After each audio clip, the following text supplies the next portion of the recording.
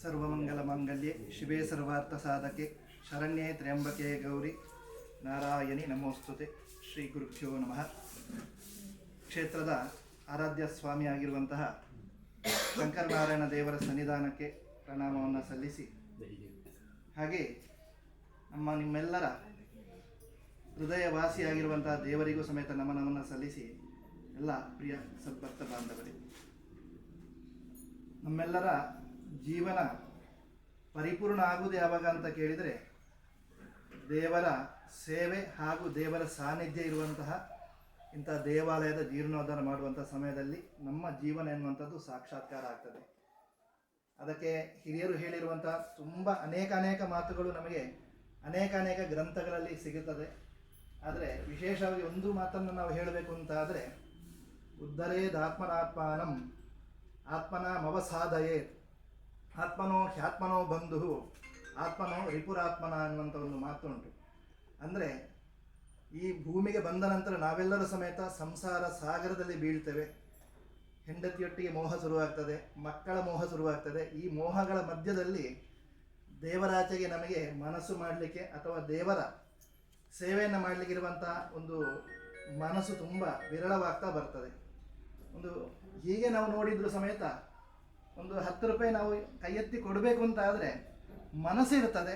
ಆದರೆ ಕೆಲವರಿಗೆ ಏನಾಗ್ತದೆ ಅಂದರೆ, ಹೆಂಡತಿ ಏನಾದರೂ ಹೇಳ್ತಾಳೋ ಅಥವಾ ಮಕ್ಕಳೇನಾದರೂ ಹೇಳ್ತಾರೋ ಎನ್ನುವಂಥ ಹೆದರಿಕೆಯಿಂದಲೇ ಕೆಲವರು ಕೊಡ್ತಾರೆ. ಅದಕ್ಕೆ ಹಿರಿಯರು ಹೇಳಿದ ಮಾತು, ಬಲದ ಕೈಯಲ್ಲಿ ಕೊಟ್ಟದ್ದು ಎಡದ ಕೈಗೆ ಗೊತ್ತಾಗಬಾರ್ದು ಅಂತ. ಅಂದರೆ ಎಡದ ಕೈ ಅಂದರೆ ನಮ್ಮ ಹೆಂಡತಿಗೆ ಗೊತ್ತಾದರೆ, ಮಕ್ಕಳಿಗೆ ಗೊತ್ತಾದರೆ, ನಾವು ಕೊಡುವಂಥ ಮನಸ್ಸನ್ನು ಸಮೇತ ಅವರು ಹಿಂದಕ್ಕೆ ಜರಿಸುವಂಥ ಒಂದು ಪ್ರಮೇಯ ಕೆಲವೊಂದು ಕಡೆಯಲ್ಲಿ ಬರ್ತದೆ. ಅದು ಶಾಸ್ತ್ರವು ಹೇಳ್ತದೆ, ಹಿರಿಯರು ಹೇಳ್ತಾರೆ. ಆಗ ನಾವು ದೇವರ ಸಾನ್ನಿಧ್ಯದಲ್ಲಿ ಹೇಗಿರಬೇಕು ಅಂತ ಹೇಳಿದರೆ, ಕೊಟ್ಟದ್ದು ಕೊಡಬೇಕು, ಅದನ್ನು ಯಾರಿಗೆ ಗೊತ್ತಾಗದ ರೀತಿಯಲ್ಲಿ ಕೊಡಬೇಕು. ಈ ರೀತಿಯ ವಿಚಾರ ಇದ್ದರೆ ಅಂತ ಆದರೆ, ಇನ್ನೊಂದು 10 ಕಡೆಗೆ ನಮಗೆ ಕೊಟ್ಟರು ಸಮೇತ ಯಾರಿಗೆ ಗೊತ್ತಾಗದೇ ಇದ್ದರೆ, ನಮ್ಮನ್ನು ಹಿಂದಕ್ಕೆ ಎಳೆಯುವಂಥ ಯಾವುದೇ ಹಗ್ಗಗಳು ಮೋಹಗಳು ನಮ್ಮ ಜೊತೆಯಲ್ಲಿ ಇರುವುದಿಲ್ಲ ಎನ್ನುವಂಥದ್ದು. ಅದಕ್ಕೋಸ್ಕರವಾಗಿ ಹೇಳುವಂಥ ಆತ್ಮನೋ ಹ್ಯಾತ್ಮನೋ ಬಂಧು, ನಮ್ಮ ಆತ್ಮವೇ ನಮಗೆ ಮಿತ್ರವೂ ಆಗ್ತದೆ.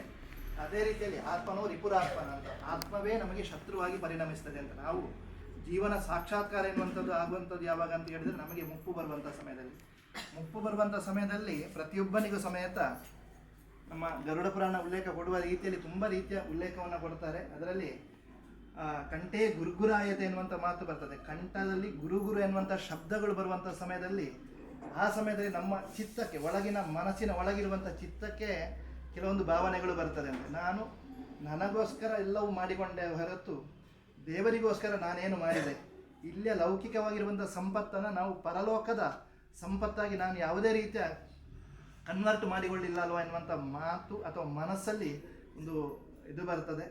ಅದಕ್ಕೋಸ್ಕರವಾಗಿ ಹಿರಿಯರು ಹೇಳಿರುವಂಥದ್ದು, ಇಲ್ಲಿ ಎಷ್ಟೇ ಸಂಪತ್ತುಗಳಿದ್ದರೂ ಈ ಸಂಪತ್ತುಗಳು ಇಲ್ಲಿಗೆ ಮಾತ್ರ, ಇಲ್ಲಿಂದ ಇವತ್ತಲ್ಲ ನಾಳೆ ಆದರೂ ಇಲ್ಲಿಂದ ಬಿಟ್ಟು ಹೋಗುವಂಥ ಪರಿಸ್ಥಿತಿ ಪ್ರತಿಯೊಬ್ಬನಿಗೂ ಬರ್ತದೆ.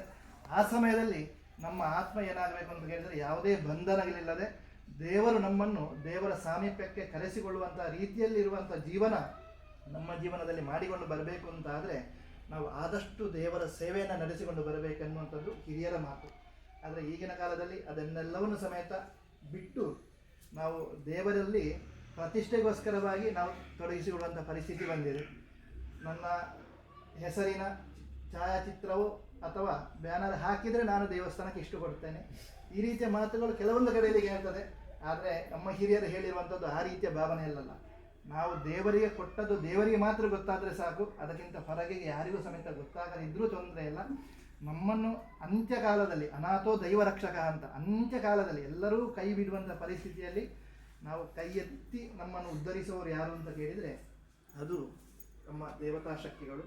ವಿಶೇಷವಾಗಿ ಪಾತೇರಿ ಶಂಕರನಾರಾಯಣ ಅಂತ ಹೇಳಿದರೆ, ಪಾತ ಏರಿ ಅಂತೇಳಿ ನಾವು ಅದನ್ನು ಆ ರೀತಿಯಲ್ಲಿ ವಿಂಗಡಣೆ ಮಾಡಬಹುದು. ಅದಕ್ಕೆ ಪಾತೇರಿಗೆ ತುಂಬ ಹಲವು ಅರ್ಥಗಳಿರ್ಬೋದು. ಆದರೆ ಯಾರು ಬೀಳುವವನಿದ್ದಾನೋ ಅವನನ್ನು ಏರಿಸುವ ಅಥವಾ ಮೇಲ್ಮಟ್ಟಕ್ಕೆ ಏರಿಸುವ ಒಂದು ಶಕ್ತಿ ಯಾವುದು ಅಂತ ಕೇಳಿದರೆ ಈ ಪಾತೇರಿ ಶಂಕರನಾರಾಯಣ ದೇವರು ಅಂತ ನಾವು ಗಟ್ಟಿಯಲ್ಲಿ ಹೇಳಬಹುದು. ಅದಕ್ಕೋಸ್ಕರ ಒಂದು ಸಣ್ಣ ಇವತ್ತಿನ ಅನುಭವ ನಾವು ಹೇಳಬೇಕು ಅಂತ ಆದರೆ, ಇವತ್ತು ಬರುವುದು ಅಂತ ನಾವು ಅಮ್ಮಣ್ಣಯರು ಮಾತಾಡಿ ಇವತ್ತು ಅಂತ ನಿಶ್ಚಯ ಮಾಡಿತ್ತು, ಶಿಲೆ ಬರುವ ದಿವಸ ನಾವು ಪ್ರಾರಂಭದಲ್ಲಿ ಬರುವ ಅಂತ. ಆಗ ಬಾಕಿಯೆಲ್ಲವೂ ನೀವು ಪಾತೇರಿ ಶಂಕರನಾರಾಯಣ ದೇವಸ್ಥಾನಕ್ಕೆ ಬನ್ನಿ, ನೀವು ಪ್ರಾರಂಭಕ್ಕೆ ಬರುವ ಕಾರಣ ಅಲ್ಲಿಗೆ ದೇವಸ್ಥಾನಕ್ಕೆ ಬಂದು ಮತ್ತೆ ನಾವು ಶಿಲೆ ತರುವ ಇದರಲ್ಲಿ ಮಾಡುವ ಅಂತ ಹೇಳಿದರು. ಒಂದು 10-15 ವರ್ಷದ ಕೆಳಗೆ ನನಗೆ ಇಲ್ಲಿಗೆ ಬಂದ ನೆನಪು. ಈಗ 10-15 ವರ್ಷದಿಂದ ಈಚೆಗೆ ಬರಲಿಲ್ಲ. ಬರುವಂಥ ದಾರಿ ಯಾವುದು ಅಂತ ಒಂದು ಚಿಂತೆಯಲ್ಲಿದ್ದೆ. ಅವರ ಹತ್ರ ಕೇಳಲಿಕ್ಕೂ ನಮಗೆ ಮುಜುಗರ, ಯಾಕಂದರೆ ಪಾತೇರಿ ದೇವಸ್ಥಾನ ಎಲ್ಲಿ ಆಗ್ತದೆ ಅಂತ ನಮಗೆ ಕೇಳಿದರೆ ಅದೊಂದು ಕಡಿಮೆ ಆಗ್ತದೆ ಅನ್ನುವಂಥ ಭಾವ.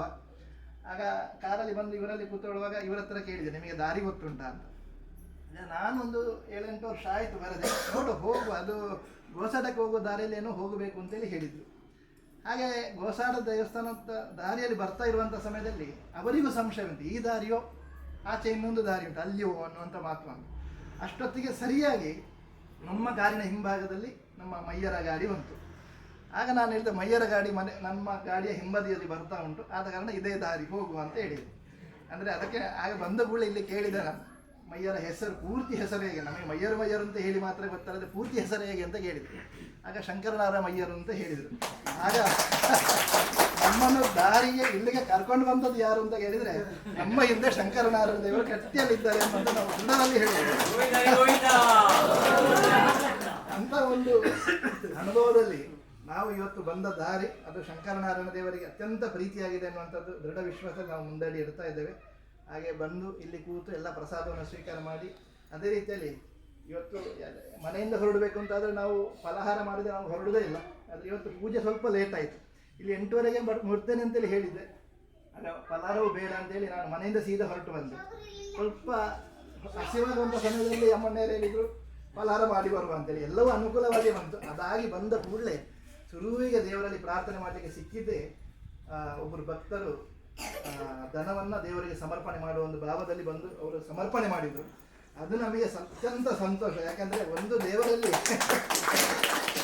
ಅಕ್ಷಯ ಆಗುದೇ ಆಗುವಂತೆ ನಾವು ಬಂದದ್ರಲ್ಲಿ ದೇವರು ಅಕ್ಷಯವಾಗಿ ಬೆಳಗ್ತಾರೆ ಎನ್ನುವಂಥ ದೃಷ್ಟಿಯಲ್ಲಿ ಸಿಗ್ತದೆ ಅಂತ ಹೇಳಿ ಆದರೆ ದೇವರಲ್ಲಿ ಅಕ್ಷಯವಾಗಿರುವಂಥ ಧನ ಸಂಪತ್ತು ದೇವರ ಸನ್ನಿಧಿಗೆ ಸಮರ್ಪಣೆ ಆಯಿತು ಅಂತಾದರೆ ಇಂಥ ಎಲ್ಲ ಬಂದ ಭಕ್ತರ ಮನಸ್ಸು ದೇವರಲ್ಲಿಗೆ ಅರ್ಪಿತವಾಗಲಿಕ್ಕೆ ಎಲ್ಲವೂ ಸಮೇತ ವೇದಿಕೆ ಸಿದ್ಧವಾಗಿದೆ. ಪರಾಭವ ಸಂವತ್ಸರವು ಸಮೇತ ಮೊನ್ನೆ ತಾನೇ ಶುರುವಾಗಿದೆ. ಆ ಹೊಸ ಸಂವತ್ಸರದ ಆದಿಯಲ್ಲಿ 4ನೇ ದಿವಸ ಇವತ್ತು.